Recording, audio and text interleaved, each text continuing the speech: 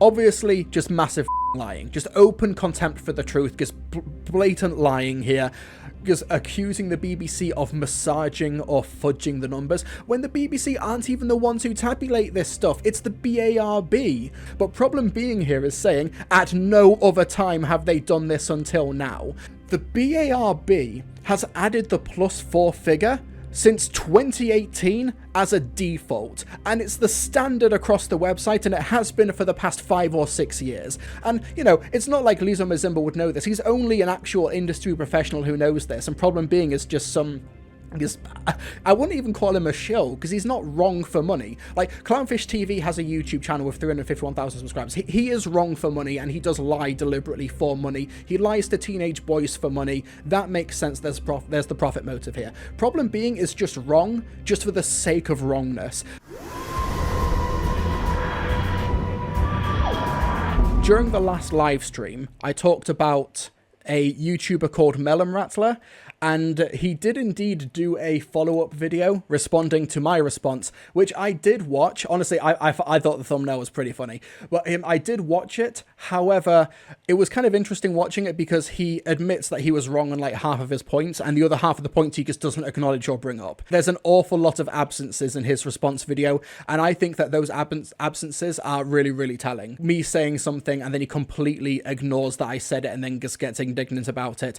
He admits that if you wear an LGBTQ plus pin, you are a predator, even though he admits to being baited and wrong about David Tennant, stuff like that. But I did decide to watch this video because this one did catch my eye. We're not going to be focusing just on Melon Rattler in this one, but this is like a broader trend that I've noticed over the past couple of weeks when it comes to reactionary responses to Doctor Who. And I want to make this live stream segment to sort of talk about that growing trend and how interesting it is. Melon Rattler's video, Doctor Who Christmas viewing figures are lies. Let's check it out. So as we know from the BARB viewing figures, the Church on Ruby Road was watched by... Oh, actually, let's bring it up. Let's actually bring up the BARB viewing figures. Oh, we actually have the 1st of January figures. Yeah, Mr. Bates in the post office. All 4 episodes. Incredible. That kind of shows what, like, being the top item of the news agenda for the past 2 weeks every single day, what it does for a TV show. My God, 10 million viewers. If only Doctor Who got these viewing figures and somehow managed to be on the top of the news agenda every day for 2 weeks. That's what it takes to get over 10 million viewers, and people are mad at Doctor Who getting 7 million. What can I say? I'm always right. Anyway, Doctor Who The Church on Ruby Road on Christmas Day was viewed by 7.48 million people. So that's the figures. Let's take a look at how Melon Rattler thinks that the viewing figures are lies. So the viewing figures are in, and...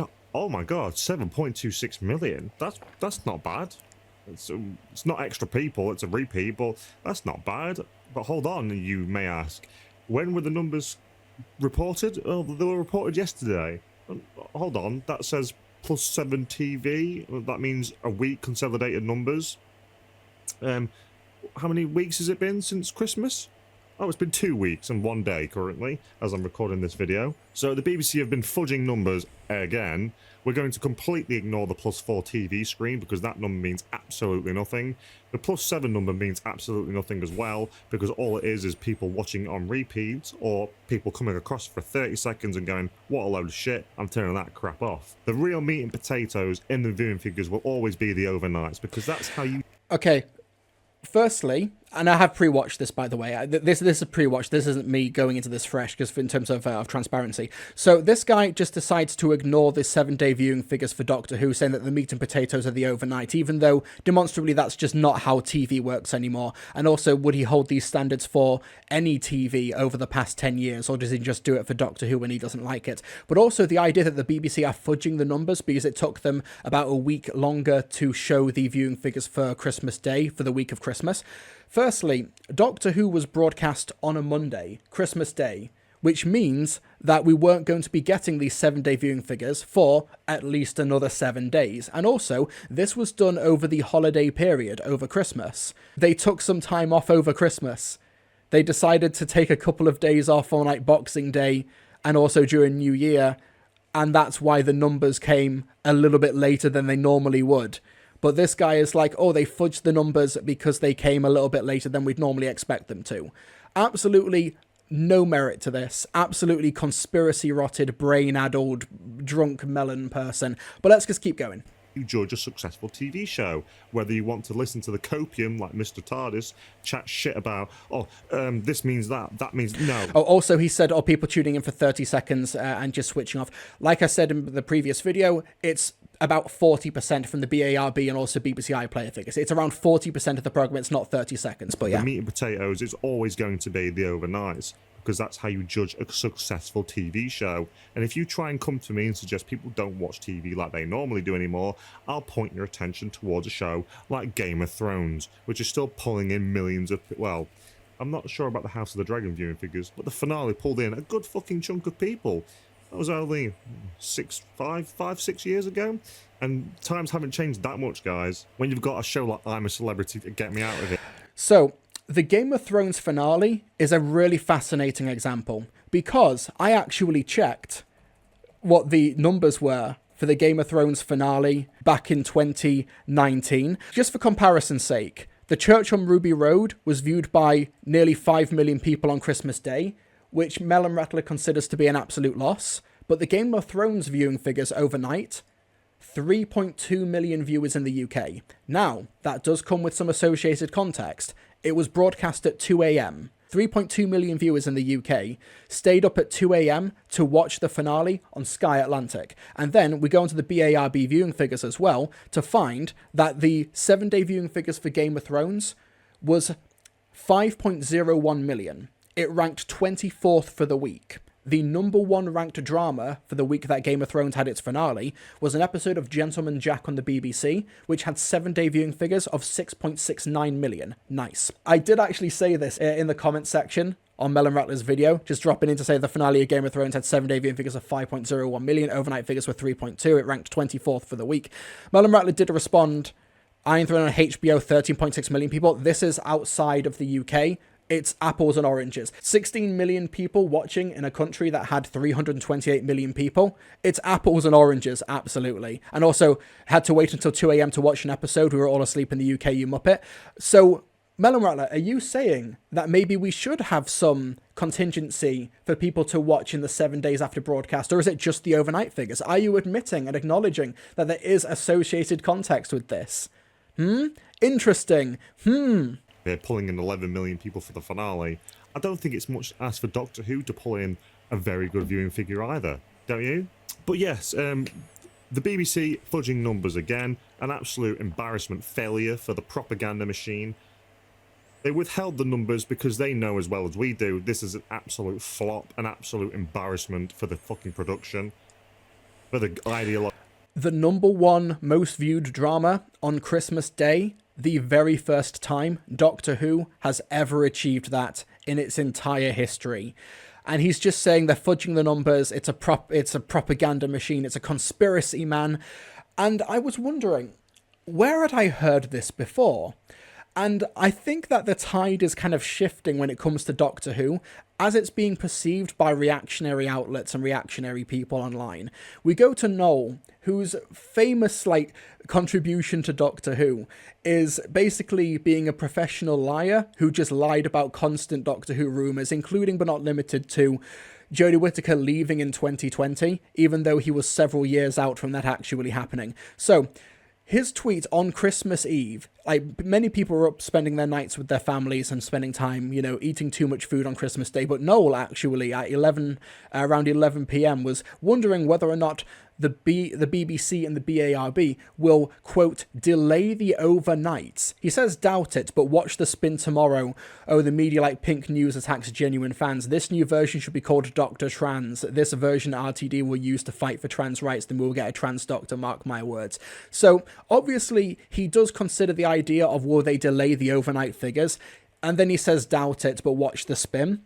But this idea that because there was a trans character who was a supporting role who only got a couple of lines of dialogue in the Church on Ruby Road, firstly, it just kind of shows whether it's a major role like Yasmin Finney, or it's a minor role like Mary Malone. It just shows that any amount of LGBTQ plus representation is considered too much representation for these reactionaries. But the idea of them delaying the overnight figures, this weird, like, oh, just for Doctor Who, just for BBC stuff, we're going to have this weird conspiracy-brained theory that Doctor Who is bombing so badly, they're going to delay the overnights. This didn't happen. We did get overnight figures a few hours later, as this person responding ended up pointing out.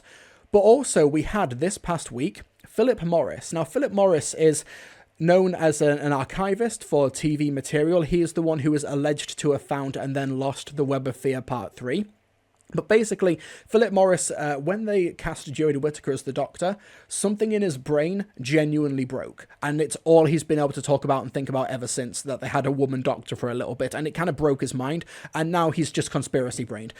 28-day ratings for The Church on Ruby Road is 7.26 million. That's the lowest ever rating for a Christmas special. And you may be wondering, now it is the 15th of January. It's not been 28 days since the Church on Ruby Road broadcast. In fact, when this tweet was made on the 10th of January, it had been 16 days. And this was a take that was so obviously stupid on the face of it. 7.49 million, this community note, it's the 7-day rating, not 28 days. The special was only shown 16 days ago, so that would be impossible. And then, when Ian O. Time Lord said third most watched programme in Context, Condé Street and East End's got even less, Philip Morris responds, the BBC has been caught cooking the books on the ratings throughout the specials. The recent post office drama proved rating-wise with the drama it can be done, so what's the excuse? First episode, 9.2 million, catch up over 14 million. Like I said, the post office drama has been #1 news coverage across every single publication for the past 2 weeks. And even then, that was how it was able to get 10 million views in the 7-day viewing figures for the BARB. So, BBC cooking the book, 28-day viewing figures, even though it had only been broadcast for 16 days. Genuine lunacy, genuine madness here. But then I figured, let's dive a little bit deeper here. Because what is this strange trend of now reactionaries seeing what can only be described mathematically as an indisputable success for Doctor Who, #1 most scripted show on Christmas Day, an audience share in the mid 40% range, which is like peak David Tennant era. What's happening here? Well, let's go to someone we've not talked about for a while, Clownfish TV. 351,000 subscribers. A month ago, did this video, Doctor Who viewership numbers fudged by the BBC. We've talked about Clownfish TV before.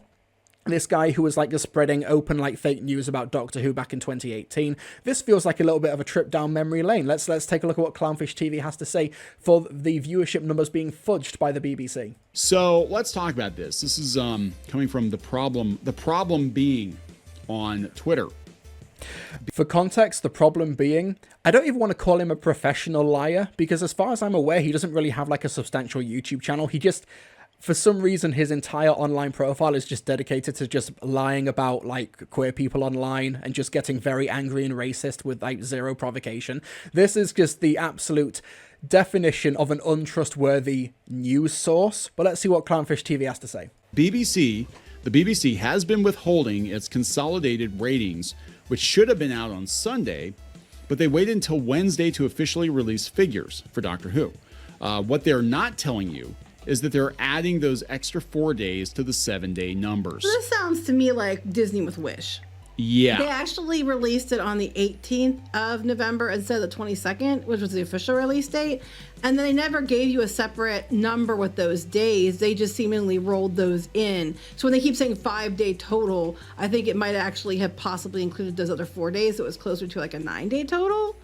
Yeah, they keep it like, oh my God, and the 32-day weekend, opening weekend, this movie did, because whatever looks the best, right? Because they don't want to admit that the ratings for these specials have been declining. Right, so let's just deal with this point first. So, problem being says that these consolidated ratings, which should have been out on Sunday, first things first, that's not how the week works, because they need the full 7 days, and Sunday there's still a day of the week left in order to get the viewing figures for. So if you were to release the data on Sunday, you would literally be missing an entire day. That's why the BARB drops statistics and their viewing figures anytime between Monday and Wednesday. That's what they've done. That's how they've always done it. We don't know exactly when, but basically anywhere between Monday and Wednesdays is when they drop those numbers. And in terms of they are adding those extra 4 days to the 7-day number, Monday was 6.9 million, Wednesday was 7.14 million. Once again, we're going to play the clip.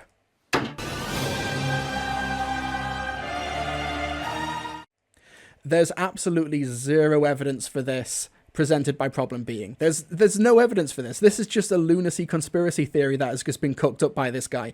And what I think has happened here is because they got this data from the Doctor Who viewing figures guide, the Doctor Who guide website, as opposed to the official BARB or the BBC press office. This is a fan tabulated resource in order to get the viewing figures, and they jumped the gun on the numbers. They didn't have the full numbers yet. It's like we even did this on the live stream before when I was waiting for the viewing figures for, I think it was actually for Wild Blue Yonder. I was waiting for the viewing figures because they hadn't dropped on the Monday yet, and I went live for the live stream and they hadn't dropped yet, and people were saying, oh, it's this amount, it's this amount. No, we're waiting for the BARB because that's the official full stop on the conversation here. So with absolutely zero evidence, this guy's just been saying they've added the extra 4 days to the total with zero like clarification or citation or anything. Like, oh my God, and the 32-day weekend, opening weekend, this movie did, because whatever looks the best, right? Because they don't want to admit that the ratings for these specials have been declining week after week. I don't want to admit, like, the figures are there. Like, they're right there, black and white, clear as crystal. You can see them and they present them. Like, this whole narrativizing of they don't want to admit, but they will freely publish and make available the information. Like, what is this sort of, like, narrativizing of this topic? They're trying to add a subjective emotion to a pretty objective topic. Week after week. Right. Now they're saying consolidated +7. Now what they're doing is they're taking the broadcast numbers and then supposedly the numbers of people that DVR'd it or people that are watching it on the iPlayer or whatever. But it is going down. The trend is down. And yes, the trend is down. 4%, and then another 4%. As we talked about before, the drop from Rose to the Parting of the Ways in 2005 was a more than 40% drop. The drop from the 11th Hour to the Big Bang in 2010, that was also around another 40% drop. But here we just have a 4% drop, and still, like I said, the #1 most viewed drama on each respective week that these 3 specials broadcast. Numbers aren't fantastic because, especially for David Tennant, and I think once Tennant's out of the picture, if he's out of the picture, we've got 2 doctors running around now, so who knows. But once he's out of the picture, I think things are going to drop off a cliff, personally. But this person here... Obviously, he didn't know because this was a month ago. This was published on the 15th of December. Like we said, Ncuti Gatwa's debut was the #1 most viewed show on Christmas Day and has done incredibly well. Again, just going by what they're saying, they said that Monday was 6. And Lily, who will go over the post office thing shortly. 6.9 million. Wednesdays was 7.14 million people. So it does look like they're massaging the numbers. And we got some comments here. Well, here they lay it out. Monday, 6.9 million. So how many people viewed the Wild Blue Yonder? And then remember, this is from the Doctor Who guide. This is not from the BBC press office. This is not from the BARB. This is a fan tabulation of the viewing figures. This is not an official source. The Doctor Who guide just jumped the gun with a rumoured estimated number before the official one came in. It changed to 7.14. 7-day consolidated ratings for Doctor Who Wild Blue Yonder were due out on Sunday, the 10th of December. On Monday, Doctor Who Guide published the consolidated numbers of 6.9 million. However, it wasn't until Wednesday, the 13th, that the BBC officially released the number as 7.14 million, adding another 240,000 views to get it to limp over. To get it, like, this is just obvious lying. Like, this is just obvious lying. Just on the face of it. Just obvious lying. The only way you would not consider this to be lying is if you had no access to your eyes, had no access to your ears, and just had no comprehension of anything materially around you. This is just obviously lying. People that to watch it again to try to. Well, okay, so I think they roll in the BBC the iPlayer numbers, so they could be.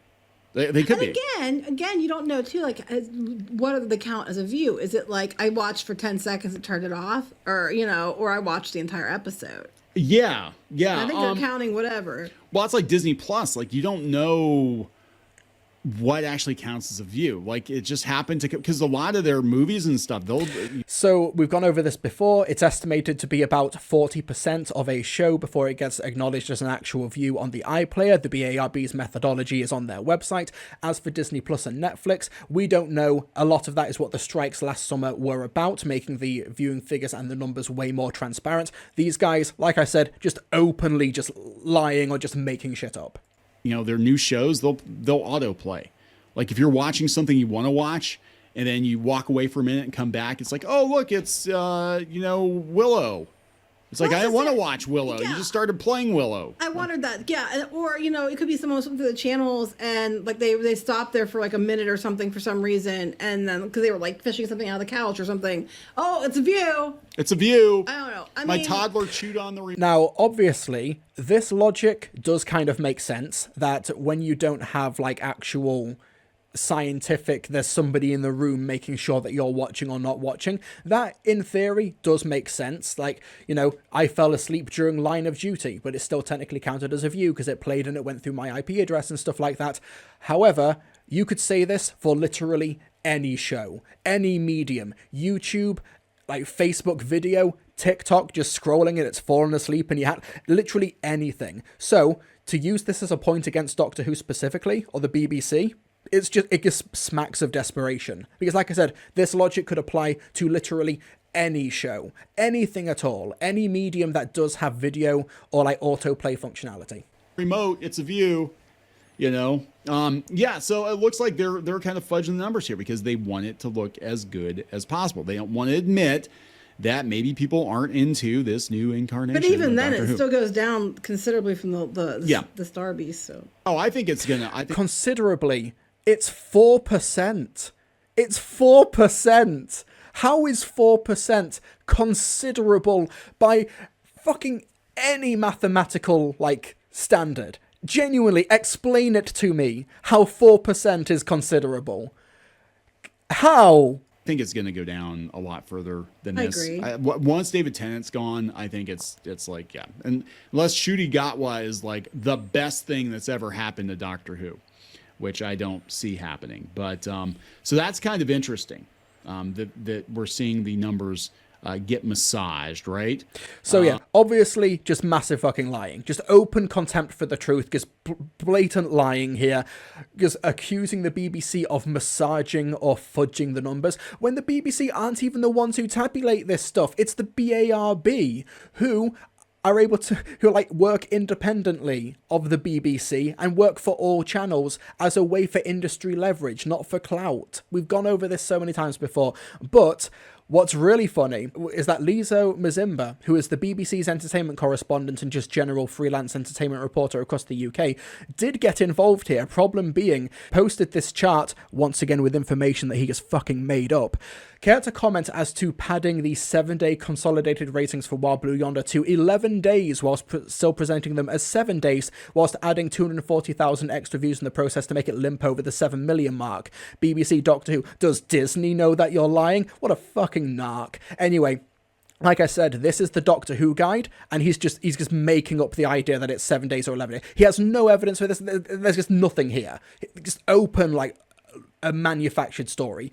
Lizo Mazimba responds, the 6.9 million figure is TV set viewing. The 7.14 million figure is the figure for all devices, TV, desktop, tablet, phone. The final BARB figure comes out when they've processed all of the figures, anytime Monday or Wednesday. Doesn't matter when they're published, they're all only for the first 7-day period.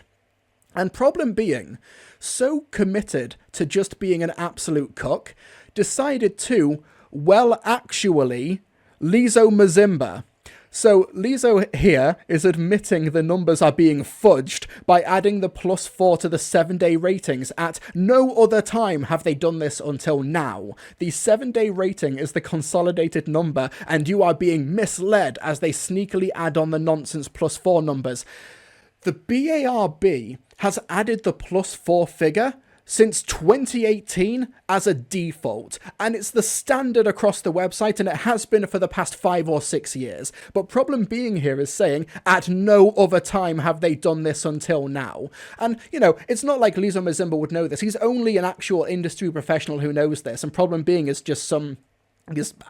I wouldn't even call him a shill, because he's not wrong for money. Like, Clownfish TV has a YouTube channel with 351,000 subscribers. He is wrong for money, and he does lie deliberately for money. He lies to teenage boys for money. That makes sense. There's the profit motive here. Problem being is just wrong, just for the sake of wrongness. And Lizo Mazimba says, I cannot be clearer. This is not deeply misleading. Since September 2018, the 4-screen figure has always been the official BARB figure. Example, see this tweet. All of Jodie's era was reported with the 4-screen figure, and the 7-day figure for Wild Blue Yonder is 7.14 million. He links to this. The Power of the Doctor has been watched by 5.3 million according to the 7-day catch-up, a bigger than usual increase for the BARB consolidated figure.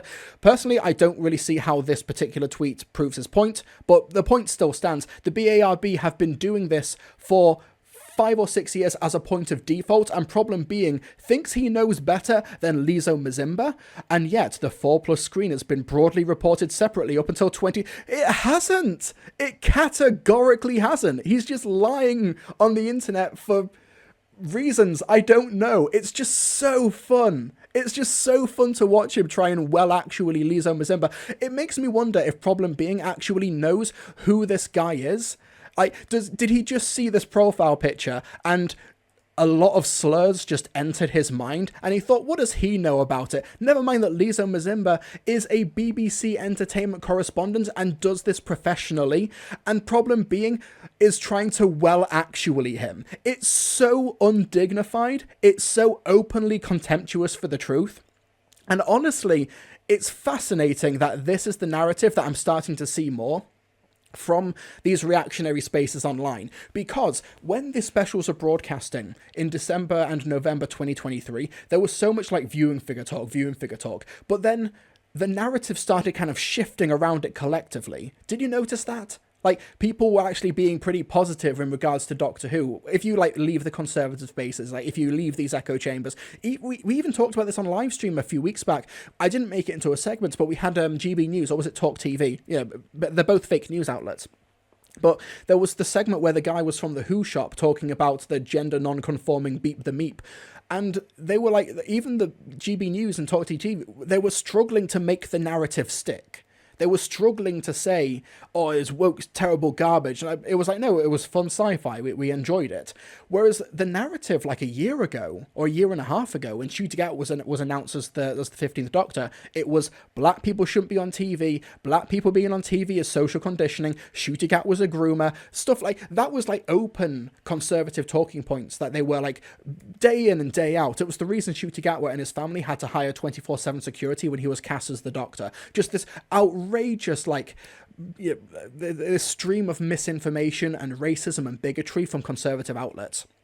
But now that the Church of Ruby Road is broadcast, and we see that it's the #1 most viewed show on Christmas Day, in terms of the overnights, like I said, first time Doctor has ever done that in its history. And even though it lost out in the 7-day viewing figures, it was only by a couple of 10,000 to Call the Midwife, and Call the Midwife is its own bloody like juggernaut anyway. So now we're seeing the narrative sort of shift about Doctor Who. And I'm not saying that all of these reactionaries are like in group chats. I don't like, obviously Clownfish TV is like, okay, how can we badmouth Doctor Who while not actually, going directly with the racism, but always implying the racism. And thinking, okay, we're going to get the problem being just a professional, like I said, not even a professional, but just an ardent liar about everything ever, all the time, always. And let's just get this tweet thread and let's just make a video about this with no evidence, openly contemptuous of the truth. Because, like, okay, about 10, 15 years ago, when I was like going through like my edgy YouTuber and edgy film critic phase, I hated the Twilight films. I couldn't stand them, hate them, contemptuous of them. But during that period, I could not deny their success. I couldn't say the Twilight films, or even the Transformers films, the two genders, I couldn't see those film franchises and say they're not successful. They're bombing at the box office. I hate them and they're bad. But what we're seeing here is not an attempt to say, Doctor Who is terrible and bad and shit and woke, and everyone's rejecting it and it's not getting any viewership. That is a narrative you can spin. You can do that if you want to. But what we're seeing here is an open assault on the objective metrics that they've been relying on so much they want to be seen as relying on these, even we went over Clownfish TV years ago before, just openly misrepresenting the data.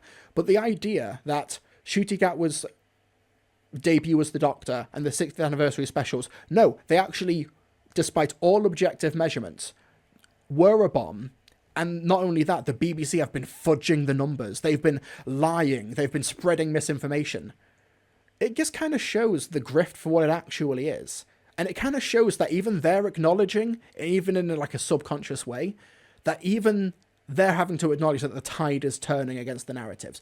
My theory is that conservatives and reactionaries in 2023 massively overextended. Obviously, politically, officially, in America, all they've got is Hunter Biden and trans people. That's all they've got. The conservatives literally have nothing else. Like, that's all they're relying on going into the next election.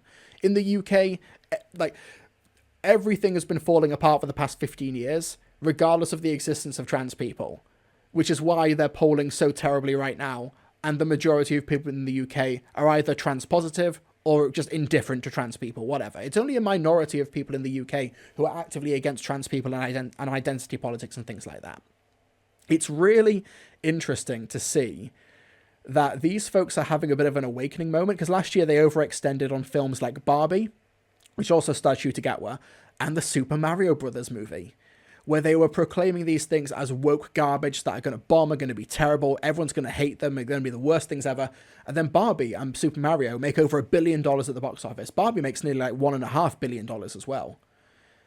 So the narrative's turning, the tide is shifting, and these folks know it as well, I think. That they're looking at the data, it doesn't align with what they say, and rather than go for the more quote-unquote realistic and believable narrative of the show's doing well, but it's woke garbage, it's terrible, you shouldn't be watching it, you shouldn't be supporting it. Instead, they have to concoct this idea that the 28-day viewership is a record low, despite it being 16 days. That the BBC are fudging and massaging the numbers. That the problem being is able to sort of start a news cycle with Clownfish TV, more than willing to just lie to his audience for money and clout and make this video behind just what is an obvious lie and try and actually Lizo Mazimba. I think they're overextending here. I think that they're really trying so hard to make the square peg fit in the round hole, and no one's really buying it anymore, or at least not many people are buying it anymore. When like all of the reactionary stuff started happening online, in more of the mainstream with Gamergate in like 2014, because remember, the first time Doctor Who sort of got really captured in that was for Series 10, which was broadcast in 2016, 2017, or at least the media cycle for it and the promotion started for it and the production started in 2016, 2017. The first series with like a new companion after Gamergate, and of course it happened to be a queer woman of colour. And that's sort of when the narrative started shifting and the culture war was trying to bring Doctor Who down to its level. That's been going on for like 10 years. But the world hasn't gotten better, despite the constant incitement, despite the constant misinformation and the bombardment and the identity politics, and people's material conditions have not gotten better over the past 10 years, despite Gamergate Gamergate style methodology and rationale, consuming people's lives for the best part of 10 years. And I think people are just sort of like burnt out on it. Like, oh, okay, this has been my focus in terms of reactionary politics for like nearly 10 years. And like every single bit of evidence is just the contrary of that. And now I don't care anymore. And I'm sort of like more apathetic to it, which is why, like, despite these channels like Clownfish TV, Nerdrotic, Critical Drinker and stuff, still getting pretty high viewership, they're not seeing much growth anymore, which is really interesting. So what do they do with those who they're still with? Who are still watching these videos, who are still trapped in this culture war web? Just laying on some conspiracy theories. Oh, Doctor Who, it looks like from the outside that Doctor Who's doing really, really well. Oh, but actually, for my big brain, you can actually see that they're massaging the numbers. Evidence pending, of course. Citations not provided. No evidence to be found. And of course, we are going to rely on Problem Being, who, you know, he's a queer man on the internet, but his entire personality right now is trying to cozy up to people who, and this is no exaggeration, will kill him at the first opportunity. Like, no exaggeration. It's basically his entire quote-unquote professional presence online is just dedicated. Like, he was trying to cozy up to Steph Coburn, despite Steph Coburn also tweeting at the same time, oh yeah, you know, get rid of all the gay people, kill all the gay people. Like, that's his entire online personality. And Clownfish TV is like, yeah, we've got to do something. So let's report on this.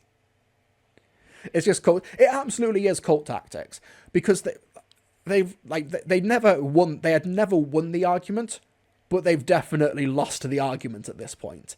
All observable evidence, material reality. There's a reason why conservatives, like the big high profile ones in America in particular, like, you know, your Ben Shapiro, your Stephen Crowders, your Candace Owens and stuff, they don't do debates anymore.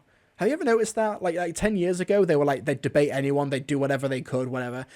But now, like, Ben Shapiro only debates college students. And even then, he's frequently bodied all the time by college students. It's really funny. But now, it's like, okay, we don't do debates anymore because we've lost the argument. We've completely abandoned the concept of empiricism. So what do we have to fall back on? We still have a captive audience of people who want to be fed this every day, who want to be radicalized, who want to be incited all the time. Like, for example, that guy who tried to assassinate Nancy Pelosi, but she wasn't in, so assaulted her husband with a hammer instead.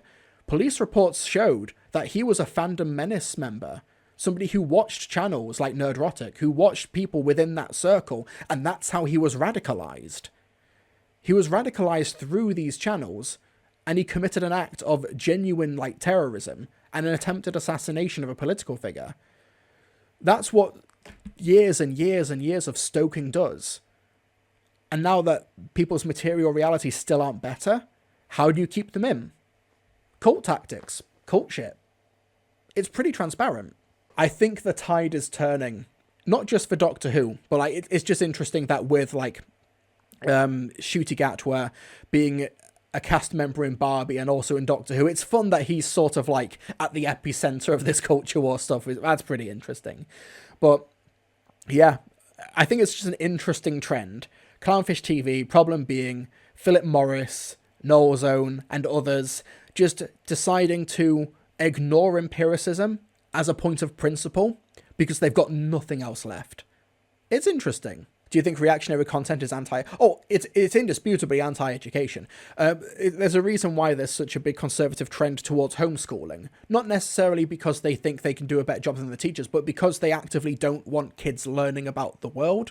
They broadly speaking, conservatives treat children not as people, but as properties. Not their own, like, individual little person with their own hopes, aspirations, and agency. Oh, by the way, no direct home address is released yesterday. All it has to lose. Oh, damn. I mean, I don't wish doxing on anyone. I'm ashamed to admit, but I used to watch Bowl Strike when I was an angry middle schooler when seasons 1 to 12 aired because I don't like the writing and I dislike it. Oh, yeah, but, like, the thing is that if you happen to, like, dislike the show, that's absolutely fine. There's 100% a difference between I disliked the giggle because I didn't like its structure, I didn't like what it did to the characters, this, that, and the other. There's absolutely a difference between that and, for example, Bolstrek, who I think it's basically safe to say, when he wrote the review script, he just wrote the N-word like 50 times, and then he just recorded something completely unrelated. Like, I think there's absolutely a difference between those two approaches and those two things. It's why I also think, like, back in 2018, Doctor Who fandom and, like, in general were just were not ready for the, like, onslaught of hatred and harassment and reactionary proliferation to just the idea of there being a woman in a TV show for a couple of years. I don't think fandom was ready. I still, in a manner of speaking, don't think that the fan base is like ready now for Ncuti Gatwa in terms of, like, understanding the maliciousness of the attacks that are going to be coming his way over the next 12 months. Like, we are going to go over some of the stuff in the coming weeks. I wanted to get my own review of the Church of Ruby Road done first before I talk about like the reaction to the story and stuff. But yeah, well, that's why they talk about the message and oh yeah, well, like they can't even define the message. You ask them to define the message, and they fucking can't do it. Well, one thing I've noticed about these reactionary channels as well, and it's one reason why, in my opinion, de-radicalizing people who watch them is relatively easy, as long as you and as long as you approach it in a certain way. It's like literally every single week I get like 2 or 3 emails from like former Nerdrotic and former Bolstrek fans who are like, your reaction videos and your response videos pulled me out of that really dark place. Like, I get that all the fucking time. But one reason why it's so easy, relatively speaking, to pull people out of those echo chambers is because people like Critical Drinker, like Yellow Flash, like Nerdrotic, etc. have done such a poor fucking job of equipping their audiences with actual arguments to use. It's why, like, I'm pretty active in my comment section when people are like, oh, reject the message of Doctor Who, the message, like, there's like, you just, basic follow-up questions. What's the message? What's the agenda? What's this and that? And they crumple. They fucking crumple. They have nothing because we've gone over, like, we went over this with the Starbeast. They've not given them anything to work with. They've just given them negative rhetoric, but nothing behind it, no evidence, no empiricism. There's nothing there. Like, obviously there are some people who will not be persuaded because they are just being racist. They are just being sexist. You're not going to convince somebody to like Ncuti Gatwa because they just hate black people and you try and talk like that. For me, that's above my station. I can't solve racism. I apologize. I tried my best. But for people who are maybe more on the fence or a bit more open to the dialogue, it's one reason why they don't do debates anymore, because they don't want to expose their audiences to different perspectives that might turn their audience off of it. It's a pretty obvious trend why they don't do debates and stuff like that anymore, because they've lost the arguments and they might lose their audience as a result of it. But yeah, you ask them basic follow-up questions, and because their favorite YouTubers or their favorite media commentators haven't actually equipped them with any empiricism or anything to actually base these worldviews around, it can be pretty easy to de-radicalize people just with a few follow-up questions. Young people, especially young men, are the easiest to radicalize, and it's sad to know they're exposed to these ideas without tools on knowledge to counter them. Oh yeah, it's why like stuff like Andrew Tate became so prolific, because like there is an awful lot of like genuine misandry in the way that the world is structured as well, which makes young men particularly susceptible to this sort of like propaganda. I saw a video where Critical Drinker was asked on live by someone to name examples of Japanese films that he claims to love that are one-upping Hollywood, and he couldn't name any. Yeah, because they have to project the idea. They have to project the idea of, oh, Japanese culture is great, which is why when Melon Rattler responded to my last video, he didn't play the One Piece clip. He didn't play the One Piece clip, and it was so funny that it was absent. Will you do the videos on the Church on Ruby Road? So my review of the Church on Ruby Road should hopefully be with patrons on Wednesday. And then YouTube will come like a week after that because of Content ID stuff. Thank you so much to Zero Ninja for the £2 super chat. The message is everything I don't like, checkmate. Unironically though, it's words. Oh, 1 second. Pillar of Garbage, who is a mutual, we follow each other on Twitter, will not mind me playing this clip from his video, the Woke Mind Virus. Also subscribe, absolutely subscribe. He did a really good video breaking down Critical Drinker, just blatantly lying about the events of Glass Onion. Why the Critical Drinker lied to you about Glass Onion. Just like stuff that obviously happened in the movie, Critical Drinker just fucking lied about. Like, once again, the people on the right, reactionaries, have just rejected the idea of empiricism. He also did a really good video on Nerdrotic. So this is him talking about the word woke. Foray into the mainstream was quickly followed by an ironic appropriation of the term. First by those wanting to mock corporate attempts to cash in on the new wave of social awareness, then by those wanting to mock the people getting woke sincerely, and the idea that any of their critiques were valid. After a few years, this ironic usage overtook any authentic usage, and then something funny happened. Following that whole online alt-right metastasis we discussed earlier, even that ironic usage phased out. People started using it euphemistically. When people use woke now, they're not talking about becoming aware of injustices. No, the word has become palimpsestic. It is Palimpsestic, that's the word I was after. Pillar of Garbage is so much smarter than me. used to refer to a great many things, from stuff interpreted as preachy, to media which platforms or even features minorities, to anything which deigns to critique any aspect of the neoliberal status quo, to any text short of outright conservative propaganda, and sometimes even that stuff's not safe. At this point, woke is essentially a floating signifier, a word which absorbs meaning, covers it up, rather than omitting it. It becomes a tangle of loosely related meanings, sometimes directly in line with that far-right theory of cultural Marxism, sometimes stopping short of actually. Also, cultural Marxism, I've never heard somebody on the political right use the term cultural Marxism and not mean Jewish. Like, that's just what it means now, in terms of, like, political conservatism. When someone says cultural Marxism, they mean Jewish.